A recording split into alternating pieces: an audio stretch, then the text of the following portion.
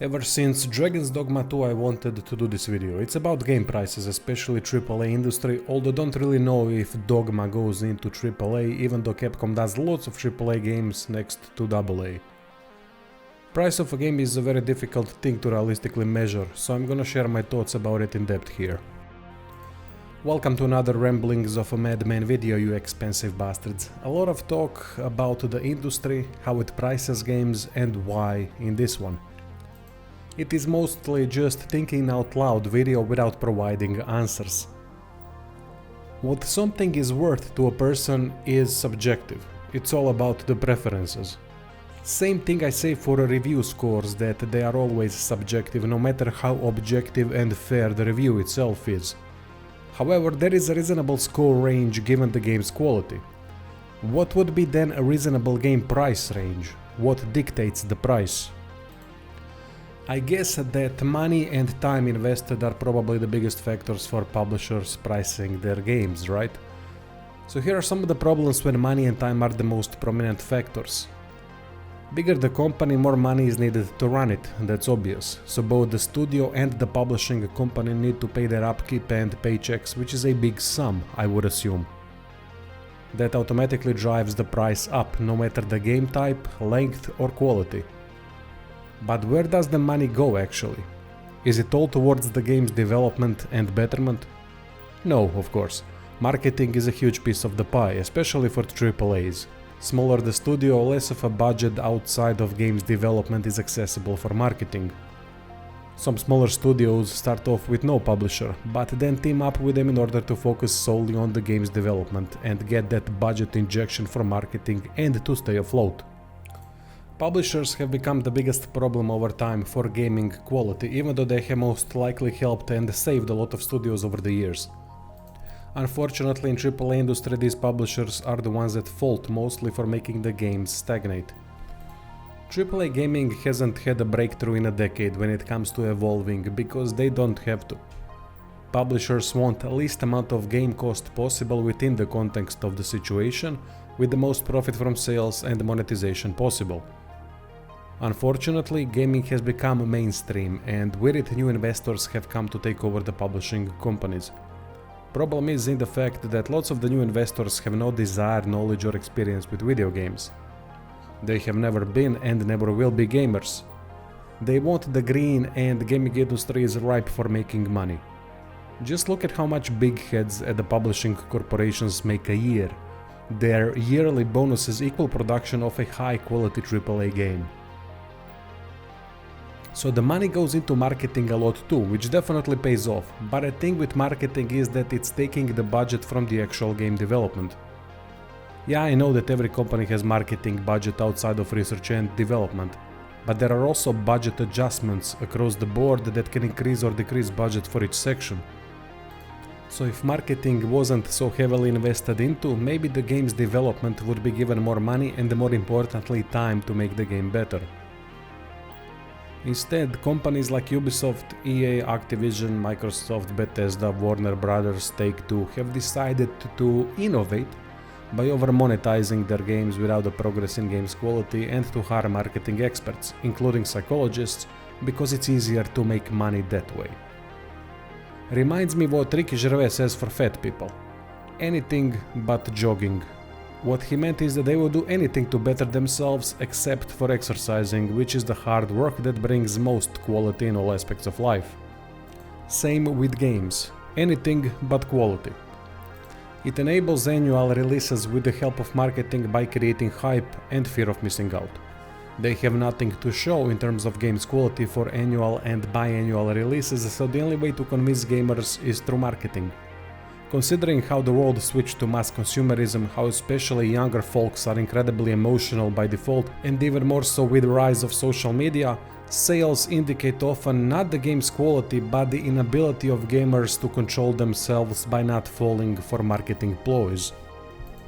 Games under a lot of these AAA publishing companies are stagnating and at the same time making their publishers easy money. Instead of quality games, there is quality marketing and over-monetization through cheaply created DLCs and microtransactions that serve to pigeonhole gamers into more profit, but game designs and progress suffer in return. Look at something like FIFA and NBA 2K. Once these games were innovating, not yearly but often enough until the online modes that could be monetized to insanity took over. Fantastic marketing and repetitive progression with dopamine effects left and right. Players that have emotional control of a toddler would easily fall into Stockholm Syndrome with such games.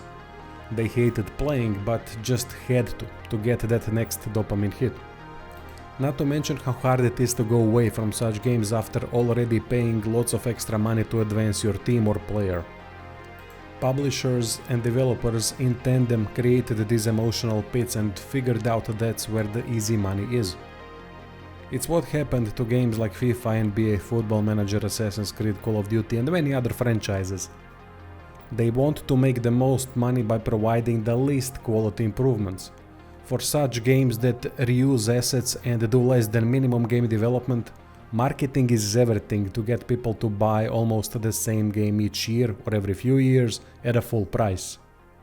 This is also where brand loyalty plays a factor, but I won't get into that stupidity and how it came about in all aspects of life, not just gaming. Couple days ago I saw a comment that said that they would pay $20 a year to Sports Interactive for updated yearly player database in Football Manager. Imagine how pathetic gamers have become when they freely admit they would pay for something that should be done for free because it would mean supporting the existing games and products like Football Manager from the previous year. But then the new Football Manager would be even harder to justify buying for a full price. As a Football Manager player since Championship Manager, in terms of quality improvement and development, yearly iterations are not worth even half the price, with half being way too much. FIFA and NBA 2K same thing. Last 10 years or so they are not worth anything because there is no improvement, or very little so. Improvement is mostly only in online heavily monetizable modes. If we go by actual quality of the product by making it better through improvements, such games after a year has passed since the previous installments are maybe worth $5 how little they have to offer compared to the previous installment. At the beginning of the video I've mentioned Dragon's Dogma 2 as being the reason why I wanted to make this video. A mediocre game that reused assets in a blatant way with very few improvements over the previous games. A game that has mediocre quality across the board and that loves to waste players' time without having the content quality to supplement the time wasted. Good example of a cheaply created game that was sold at a full price. But that's the thing, how to say how much a product should cost? To some people, new installments of the same game that they bought at a full price might give thousands of hours of fun because fun is a subjective concept, same as the game's price. So it might be for them a justifiable factor to buy the game of minimal worth in some instances for maximum amount of money. So what can be done, because AAA gaming industry has become a rotten apple with few exceptions of course, like Rockstar single player games, God of War remake, Baldur's Gate 3, Space Marine 2, Black Myth Wukong to name a few off the top of my head. I honestly think that gamers and humans generally today are emotionally fragile and lack purchase control when it comes to voting for quality. When it comes to voting against political agendas in games, it's the opposite, as gamers did show that they can control themselves and do whatever it takes to remove that evil from gaming. Kudos for that. Quality is unfortunately not so black and white, even though quality in vast majority of games can be objectively analyzed. Games in the end serve people to have fun, even though lots of the AAA industry have made gamers serve their games instead. Fun is entirely subjective. You can have fun with bad games and be bored by great games. However, problem is when fun is manufactured and predictable to a point. These corporations have figured out how to make majority of the game unfun, repetitive, mediocre and basic just to hook the player for brief fun moments riddled with dopamine to forcefully create some satisfaction that then evaporates quickly. In my opinion, one of the biggest issues why people don't care as much about the quality of games they purchase is the lack of education on what they are actually playing. One of the reasons why younger ones especially don't understand that they are mostly being exploited through cheap games is the lack of gaming education from the parents. Most people watching this channel are 35 and older. When we were young bastards playing games, gaming was considered weird, as far from mainstream as it could be. There were very few of us and there was no one to educate us, but the big difference is that there was no social media and that the gaming industry was on the rise, with 3D gaming becoming the staple, so the innovation was coming every year with new impressive games from so many different studios and companies trying to outdo each other through quality. Many failed, but there was always a push for some sort of innovation. Online gaming was also a non-factor, so single-player experiences were the selling point, and it's always more difficult to create quality content for a single-player story-driven game than for online games like today, because repetition was rare, while the progression was the focus. Sure, some games had the repetition, like first Diablos and Final Fantasy with its frequent random combat encounters, but it wasn't such a big focus for the games to be built around like today. 90s to early 2000s was an explosion of gaming quality on all fronts. I get it, it's difficult to continue to innovate like that. It's impossible actually, but considering the amount of money large publishers and gaming companies have today, there should be so many incredible games in terms of quality and with the crazy graphical advancements. Don't you think that a game like this should have been already playable?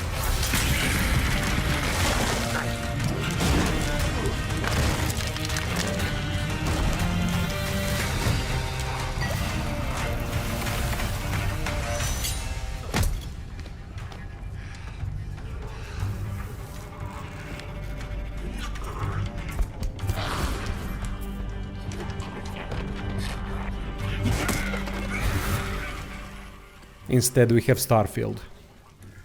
But why would any company go for something so advanced if they can create shallow games like Dragon's Dogma 2, Star Wars Outlaws, Diablos, Call of Duties, NBAs, FIFAs, Assassin's Creeds, Football Managers and many others when it sells better than something that would require quality time invested to make? Can't fault shit makers for creating shit by investing as little as possible effort if that shit brings them profits.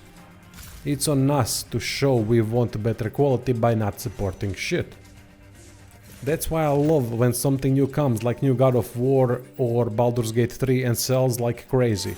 It gives me hope that during my lifetime quality games will still exist. To get back to my education point.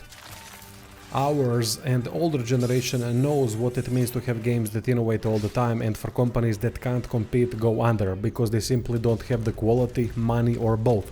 But there is only a few of us from that time.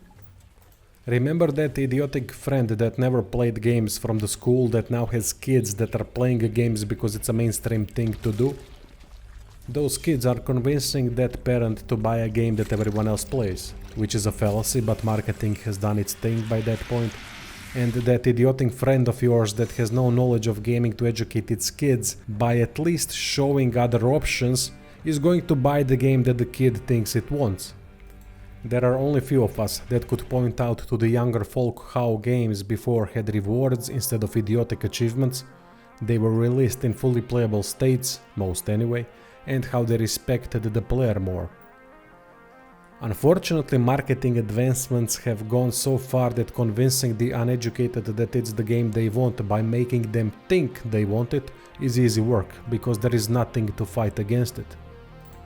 Simply no frame of reference, while a lack of gaming education with marketing pressure and peer pressure forces them to buy AAA games of today because people that know what they are talking about are drowned out by free marketing from other influencers that want to be able to get the games early to advance their channels, and drowned out by paid marketing on all the social platforms.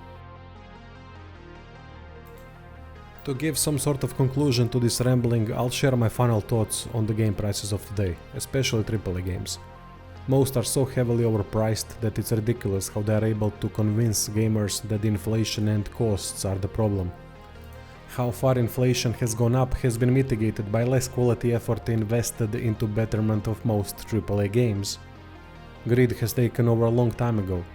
Look at the paychecks and the rewards of people in the publishing industry that do very little aside from being a face that people can associate the blame to.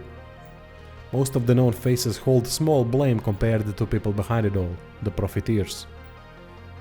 Money is not going where it's supposed to be going. That's the biggest issue in the stagnating AAA gaming industry. Ridiculous paychecks, terrible hirings, overinvesting into marketing, which is also a perfect cover for money laundering, Studios way too large for most of the annual and biannual crap they churn out. Remember Destiny and Peter Dinklage? How much did they pay him only to be sacked after and replaced by a better and less costly voice actor? Remember all the Destiny commercials back then? After all of that, we get the embarrassment of a game on release. No wonder, because there was no money left to actually invest into the game development at that point. Then people think Avowed costing 70 euros is a problem, when crap like Destiny, FIFA, NBA Football Manager The Division cost the same. I just bought NBA 2K25 for half the price after playing NBA 2K23 for a few years that I bought for 15 euro then. I strictly play offline modes, and for NBA 2K25 to have the 70 euro price is a fucking disgrace. If a game that from its 2K23 to 2K25 installments couldn't make any significant improvements, aside from the few small ones with regression in other small aspects, and even lose some crucial things like custom roster for my GM mode, then something like Avowed would have to cost 500 euros because it's made from ground up as a new IP. Avowed cost is not a problem unless it's a very short game. Problem is the industry itself that has unrealistic game prices for what they have to offer. Oh, but the server costs. Well, server costs are clearly offset by doing nothing with the games. I only care about the quality of the game that I'm playing. Maybe that CEO could cover some of the cost of games development or server costs from that 50 million a year salary. Maybe marketing budget could be adjusted to cover it. Seems to me that only games, gamers and studios that would like to actually develop a quality game are the losers here. Quality is almost always gonna sell, at least that's what the history indicates. Especially with free marketing available today on platforms such as YouTube. Great games rarely don't sell. So voting for quality with the money can only lead to many more better games. Voting for mediocrity led to the AAA gaming of today, where great games are the exception, not the rule. So don't believe the bullshit these corporations are selling you. Most of them earn a lot by doing very little. As a gamer, I'm not here to worry about companies and how they are going about their business. The product is the only thing that matters, and most AAA products are not worth nearly as much as they think they are. Anyway, that would be all. Check the description for Patreon, subscribe, start merch, blah blah blah, and thanks for watching.